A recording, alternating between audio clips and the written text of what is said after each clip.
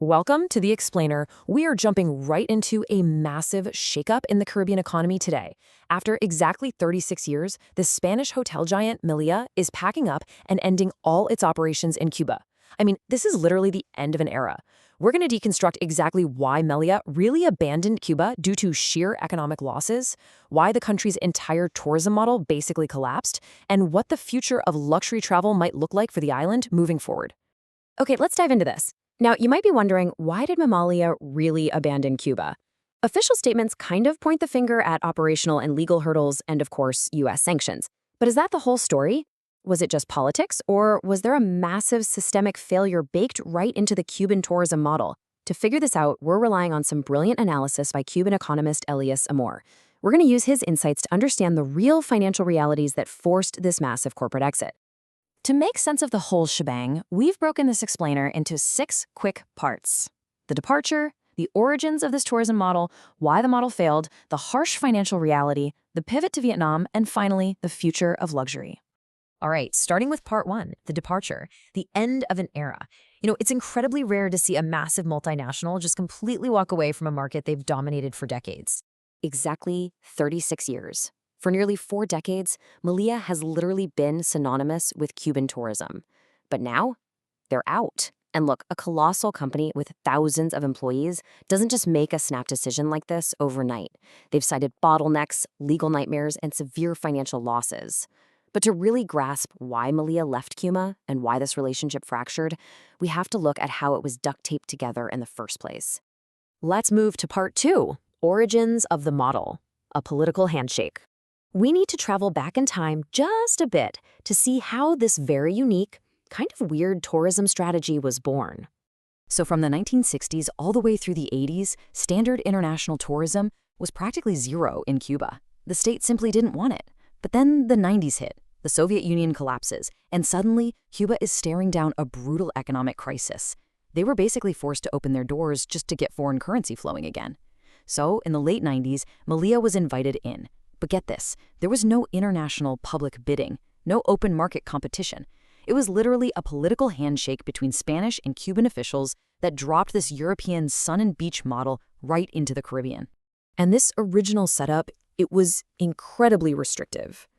During a press conference back then, Fidel Castro was actually asked why everyday Cuban citizens weren't allowed inside these shiny new tourist hotels. His response was blunt: because they don't earn dollars. That quote right there perfectly captures the foundation of the whole thing. The original model was built as a giant vacuum to extract foreign currency, operating in this isolated bubble that completely shut out the local population and the local economy. Which naturally brings us to part 3, the absolute core of why this all fell apart, why the model failed. It was, from the ground up, a broken system. Why did Melia really fail after so many decades? Now, what's really interesting here is the massive clash in business strategies. Globally, when a giant chain like Melia moves in, they buy assets, they buy the land, they buy the buildings, and as the destination gets hotter, their corporate value shoots up. It's a win-win for them. But in Cuba, the state owns absolutely everything. Melia never owned a single hotel or patch of land there. Under Cuba's joint venture system, the state always held the golden share. So Melia was essentially just a glorified property manager, washing towels, making beds, serving food, while the state called all the shots. And it wasn't just the lack of ownership. According to Elias Amor's expert analysis on tourism management, there were huge systemic failures. First, they just copy-pasted their generic Spanish sun and beach model without actually adapting it to Cuba's unique vibe. That led to super vague marketing that couldn't compete with places like Cancun. On top of that, the state strictly controlled who got hired and what they got paid, completely suffocating normal market efficiency. Add it all up, and you get 4 consecutive years of absolutely plummeting hotel occupancy. The tourism model collapsed under its own heavy, rigid rules. Okay, so how bad were the losses? Let's check out part 4, the financial reality and the actual data behind the exit. The financial impact here is wild. This chart brilliantly illustrates the true scale of the collapse. Just look at the first half of the year. Cuba saw about 300,000 tourist arrivals. In that exact same window, the Dominican Republic next door welcomed 2.5 million. 2.5 million. That is an abysmally huge gap. To put that into perspective, it proves this isn't just some lingering post-pandemic slump. This is the spectacular failure of the Cuban tourism strategy. Profitability just tanked compared to what these hotel chains are raking in over in Asia. Which brings us to a massive reality check from Melia Cuba. He points out that a multinational does not make a decision like this overnight, much less solely due to U.S. sanctions. You know, corporate boards care about the bottom line. When your profits vanish and you don't even own the buildings to fall back on, the decision is pure economics. Melia abandoned Cuba because the economic losses were just entirely unsustainable. The math simply stopped mathing. So if all this hotel capital is fleeing Cuba, where on earth is it going? That leads us to part 5, Vietnam as the new alternative, and this massive pivot to Asia. Look, global hotel chains always need to grow, and right now, they're finding that growth in Vietnam. And the political parallel here is absolutely fascinating. Just like Cuba, Vietnam operates under a communist political system. But the huge difference, Vietnam actually embraced a market economy.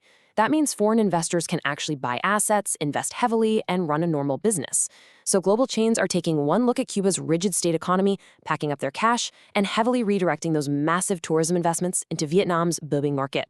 All right, so with the cheap budget model totally broken, where does Cuba go from here? Why does Cuba need luxury? Let's wrap up with part 6, the future of luxury, and a proposed path forward. According to Amor's analysis, Cuba's only real shot at survival is a massive pivot to a new luxury model.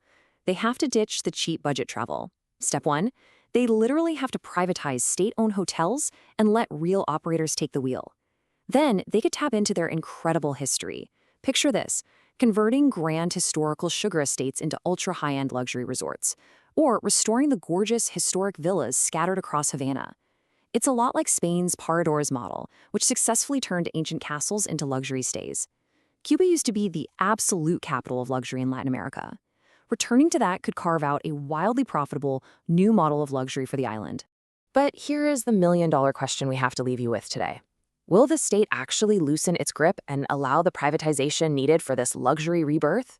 Or is the system just too rigid, meaning international money will keep flying to places like Vietnam, leaving Cuba's tourism sector entirely in the dust?